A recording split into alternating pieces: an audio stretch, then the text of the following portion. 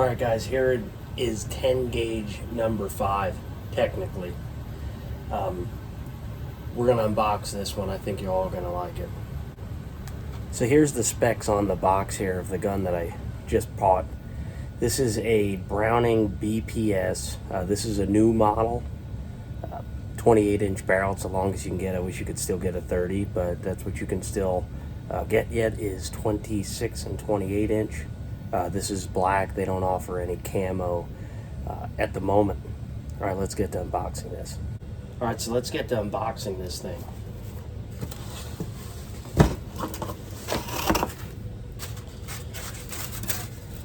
Nothing fancy, just comes in a cardboard box and some foam packing.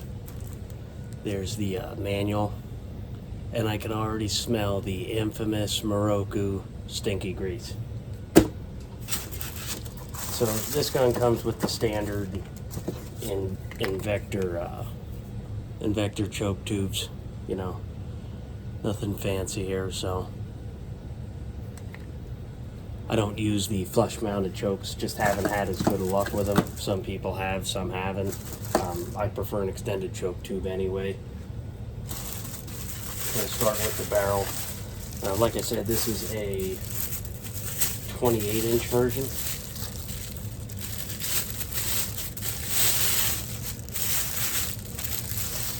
And you could see lots of fresh, stinky grease.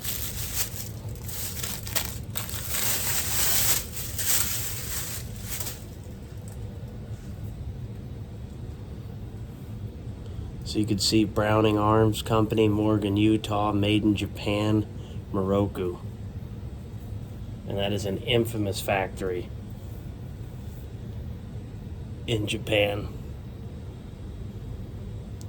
Invector BPS special steel 10 gauge 3.5 inch field model, 28-inch barrel. And if you don't know a whole bunch about the Brownings, they have a floating rib. You can feel it. It's you know, they make some claims about it being able to float when the barrel's hot, so your point of impact and point of aim doesn't change. I don't know if I'd get too hung up on it, but I will say I've never had a problem with their ribs.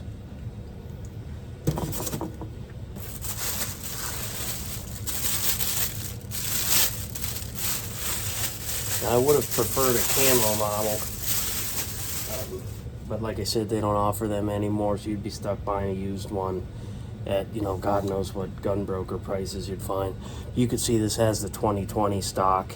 In this area where the two sections are kind of parallel to one another, you can actually shorten this up to 3/4 of an inch. Comes with the Packmeyer, I believe they make this, the Inflex technology. It's just a real squishy foam. Probably not too squishy, but it definitely helps, I think, with the 10 gauge. You can see the sling swivel is built in. Now, these BPSs are made really well. These are forged steel receivers, and the trigger guards are all aluminum. They don't spare any expense on these, and they're quite nice guns, and the prices are reasonable in my opinion for what they are. So let's put it together here real quick. So pretty much all you have to do is spin the magazine tube cap off. The plug is right in the, you can literally dump them out if you kind of tap on it a little bit, but I'm not too worried about getting the plug out. Any place I hunt, I need a plug, so. All right, let's try that again. I didn't have the action in the correct position. So you want to start with the action slightly forward. Once you get it seated, it'll kind of move back a little bit. Put your magazine cap on.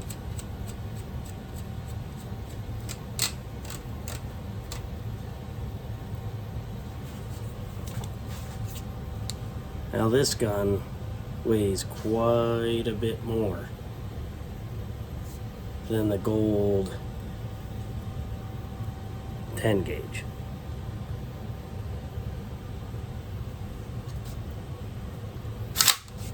Let's get this box out of the way. Man, is that a nice gun or what? So anyways, the justification for this gun here is I really wanted a gun that I didn't have to go and chase the hulls down in certain conditions. So I do hunt saltwater quite a few times a year. The Gold 10, as much as I love it, just slings them, you know, probably almost as far as my A400 Extreme. And I really don't want to lose the hulls, being that they've just gotten so expensive to buy used. They've gotten, you know, somewhat expensive to buy new. The availability is actually a bigger issue than the cost, at least for me. And yeah, they're available now, but remember, we went a couple years without being able to buy any new ones. So with that being said, I guess let me reverse a little bit. Not being able to buy the new ones that I want. So I'm not a Federal Hull fan. I do like the Winchesters, can't buy them. The Shadid, they're okay.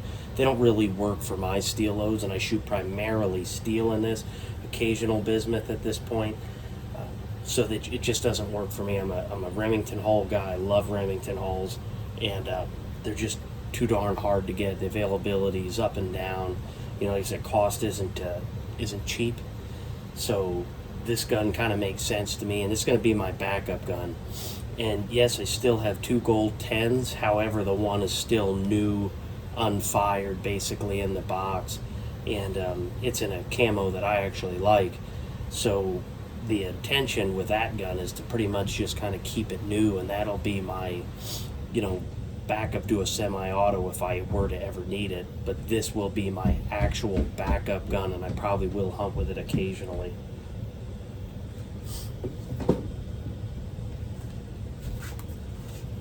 And you could see it is just covered in the grease, so I gotta clean this thing up.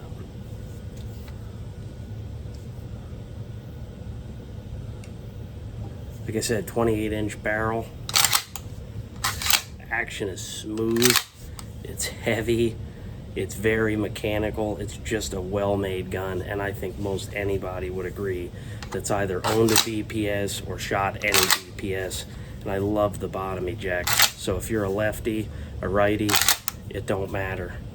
So before we leave, why don't we quick check a weight on this one. All right, I'm gonna set this one to pounds.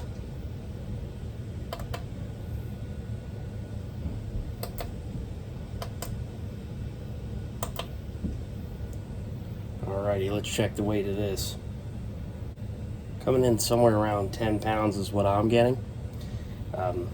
If I'm correct, the Gold 10s, even with the aluminum receiver, are running somewhere in the ballpark of about 9.5. Hopefully this scale's pretty accurate, but I'm getting just about 10 pounds with this gun. And once again, 28-inch barrel. So pretty much just right. This is a great gun. Get the barrel out from away from the blind. Try to save your ears. Should be using earring protection anyway, but that definitely help. Get yourself an extended choke with no porting, and get that blast as far away as possible. So thanks for watching. Hopefully you guys appreciate the effort on this one, because it's kind of been long overdue, and it's been really hard to find one of these for an acceptable price range. You know how the 10 gauges are. They go up and down in resale depending on when they flood the market. So every year when they get imported, the prices kind of fall on them a little bit, any 10 gauge that is. And as they start selling, they go up and go up and go up, and then all that's left is the occasional new or used one. And you know, sometimes I've seen these things go for $1,000, $1,100, $1,200, even used ones. With that cool little BPS logo. So yeah, I ended up getting this for $725, and there's a $25 rebate. Thanks for watching.